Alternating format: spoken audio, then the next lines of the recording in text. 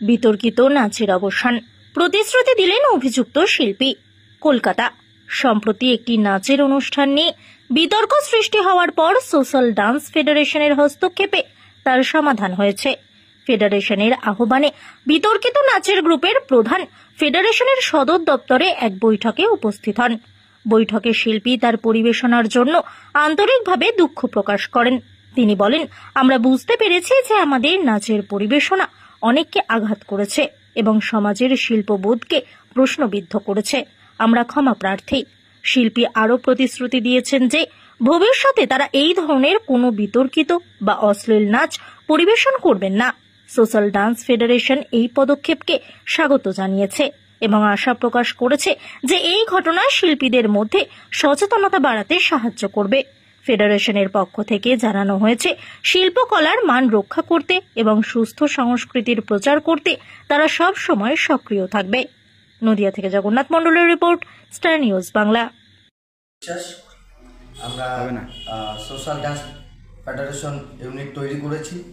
আমরা চাই আগামীতে যে অশ্লীল নাচ দেখা যাচ্ছিল প্রত্যেক মুক্ত মঞ্চে, জামা প্যান্ট খুলে খুলে যে অভদ্র অশ্লীল নাচ করছিল সেগুলো বন্ধ, তার বিরুদ্ধে আমরা রুখে দাঁড়িয়েছি আমাদের এই সোশ্যাল ডান্স ফেডারেশন।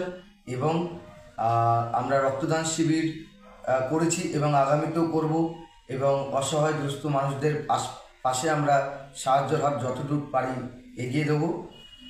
আমরা সঙ্গে থাকবো, পাশে থাকবো। আর আমাদের আজকে সোশ্যাল ডান্স ফেডারেশনের পক্ষ থেকে সবাই আমরা আজকে একতা হয়েছি।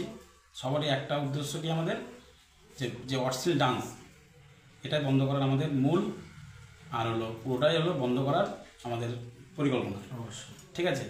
তো আর একটা কথা কি, সবাই মিলে একতাভাবে কাজ করতে হবে। একতাভাবে কাজ করলে কিন্তু এটা বন্ধ করা আমাদের পক্ষে সবার সম্ভব, নাহলে কিন্তু কোনো সম্ভব হবে না। আর সবাই একতা হও, আর আমাদের এই সঙ্গে যদি যোগ দাও, অবশ্যই যোগ দেবে। আমাদের সবাই রয়েছে এর মধ্যে।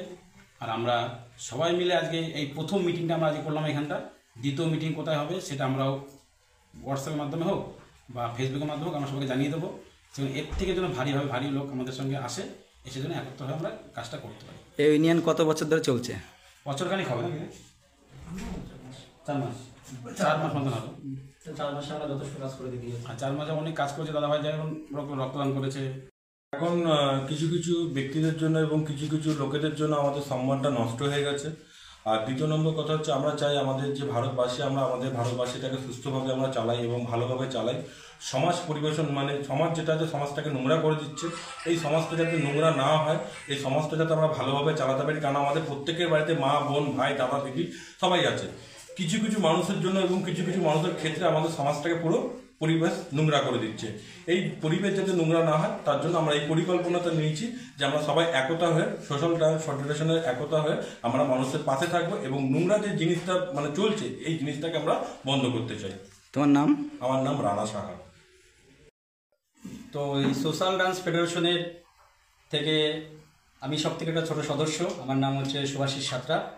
তো আমরা এই ফেডারেশনটি তৈরি করেছি সাধারণ মানুষ এবং শিল্পী জগতে যে সমস্ত ডান্সার অর্গানাইজার আছে তাদের আপদে বিপদে সবসময় পাশে থাকার জন্য। এরকম কিছু কাজও আমরা করেছি, যেমন ধরো রক্তদান শিবির আয়োজন, সাধারণ দুরস্থ গরিব মানুষকে বস্ত্রদান, এবং ভবিষ্যতে আরও কিছু আমাদের উদ্যোগ রয়েছে।